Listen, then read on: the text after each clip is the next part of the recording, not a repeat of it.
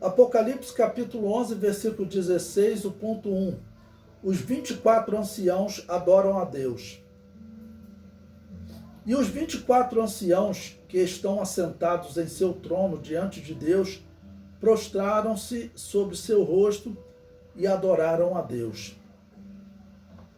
Os 24 anciãos simbolizam os salvos do Antigo e do Novo Testamento. Eles se assentarão em tronos com Jesus para julgar as nações no início do milênio. Então, esses 24 anciãos são salvos aqui da terra, né? Ok? E eles vão assentar-se com Jesus para julgar as nações. Veja, Apocalipse capítulo 20, versículo 4. E vi tronos e assentaram-se sobre eles aqueles a quem foi dado o poder de julgar. E vi as almas daqueles que foram degolados pelo testemunho de Jesus e pela palavra de Deus, e que não adoraram a besta, nem a sua imagem, e não receberam o sinal na testa, nem na mão, e viveram e reinaram com Cristo durante 1000 anos. Então, no início do milênio, todos os salvos vão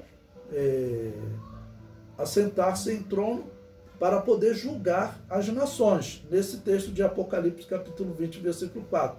Por isso, esses 24 anciãos também estão contados. Jesus identificou o fim da grande tribulação e o início do milênio como sendo a regeneração. Ele usa essa expressão. Ele fala da restauração da humanidade e do planeta por todos os 1000 anos e prometeu aos apóstolos que eles se assentariam em tronos para julgar as 12 tribos de Israel. Veja, e disse-lhe Jesus: em verdade vos digo que vós, que me seguistes, quando na regeneração o Filho do Homem se assentar no trono da sua glória, também vos assentareis sobre 12 tronos para julgar as 12 tribos de Israel. Daniel foi revelado sobre a manifestação do anticristo na grande tribulação, até que ele visse a manifestação poderosa da divindade, dando fim à perseguição a Israel. Em Daniel capítulo 7, versículo 9, diz: eu continuei olhando até que foram postos os tronos, e um ancião de dias se assentou. A sua veste era branca como a neve, e o cabelo da sua cabeça como a limpa lã. O seu trono chamas de fogo, e as rodas dele fogo ardente. Bom, vocês devem, para entender melhor esse versículo, do capítulo 7, versículo 9, ler todo o capítulo 7, porque Daniel ele teve uma revelação semelhante ao capítulo 2. No capítulo 7 são animais, um leão com asas de águia, um urso, um leopardo e um animal indescritível, simbolizando aqueles reinos, babilônio, medo-persa, grego, romano. O Império Romano, ele ainda existe. E o anticristo vai acabar por liderar esse Império Romano. Tá bom? No capítulo 7, o Império Romano é o quarto animal. E Daniel vê também o anticristo se manifestar, né? Uma das pontas se manifesta nesse animal. Quando chega no versículo 9, Daniel ele vê o julgamento de Deus no início do milênio. Quando todo o animal é morto, é vencido, o reino do anticristo é vencido, Satanás é preso e ele vê Deus assentar-se no trono, né, e vai julgar todas aquelas nações que fizeram guerra a Israel e acreditaram no anticristo. O comentário prossegue. Daniel vê Jesus Cristo aparecendo em glória no fim da grande tribulação e o identifica como Filho do Homem. Capítulo 7, versículo 13.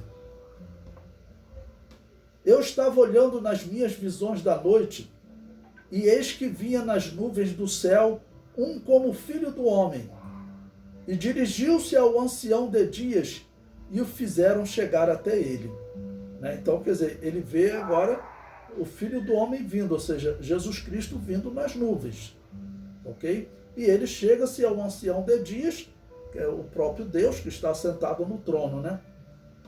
O comentário prossegue. Neste julgamento, no início do milênio, serão abertos os livros que descrevem tudo que as nações fizeram contra o povo de Deus, no caso, contra Israel. Daniel capítulo 7, versículo 10. Um rio de fogo manava e saía diante dele. Milhares de milhares o serviam, e milhões de milhões estavam diante dele. Assentou-se o juízo e abriram-se os livros. Esse juízo aqui de Daniel capítulo 7, ele está fazendo uma referência a esse juízo no início do milênio. Ainda não é o juízo final. É um juízo exatamente para determinar a submissão das nações a Israel durante o milênio. E Daniel continua na sua revelação, então ele vê Jesus Cristo iniciando o seu reinado eterno. Daniel 7,14. E foi-lhe dado o domínio e a honra e o reino, para que todos os povos, nações e línguas o servissem. O seu domínio é um domínio eterno, que não passará, e o seu reino, o único que não será destruído. As profecias de Daniel, em capítulo 2, e no capítulo 7, até o capítulo 8 também, que fala claramente da Grécia, né, e da Pérsia combatendo, todos esses capítulos, eles se cumpriram perfeitamente. O capítulo 9, ele anunciou até o ano da morte de Jesus, o ano da morte do Messias, na semana 69. Bate ali próximo do ano 27 e 28 da era cristã. 27 a 29 da era cristã, mais ou menos nesse período, que, segundo Daniel, o Messias deveria morrer. Segundo o nosso calendário, o Messias morreu nessa época. Acredita-se que entre o ano 27 e 29, provavelmente no ano 29. Então toda a profecia se cumpriu. A profecia é tão detalhada que existem aqueles chamados liberais teológicos, né? E eles defendem que, na verdade, esse texto não foi escrito por Daniel, não. Esse escrito ele foi forjado, inventado, fraudado. É o absurdo que eles falam. O texto teria sido colocado na Bíblia por outros homens, né? Ou talvez um outro Daniel, alguém que inventou, que encontrou um pergaminho e juntou, anexou ao pergaminho de Daniel, que teria sido escrito depois que o Império Grego assumiu o poder, já que Daniel viveu bem antes da Grécia se tornar o Império Mundial.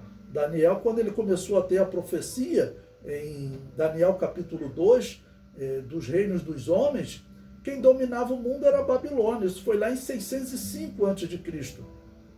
Então nós acreditamos na íntegra da palavra de Deus. Ela realmente profetizou, foi escrita por Daniel, porque Jesus Cristo disse que Daniel profetizou. Ele corrobora até o capítulo 9, também dizendo, quando lerdes de que falou o profeta Daniel, da abominação, estar no lugar santo, quem lê que entenda. Então Jesus Cristo confirmou que esse texto de Daniel, capítulo 9, capítulo 11 também fala da abominação desoladora. Jesus confirmou que essa profecia é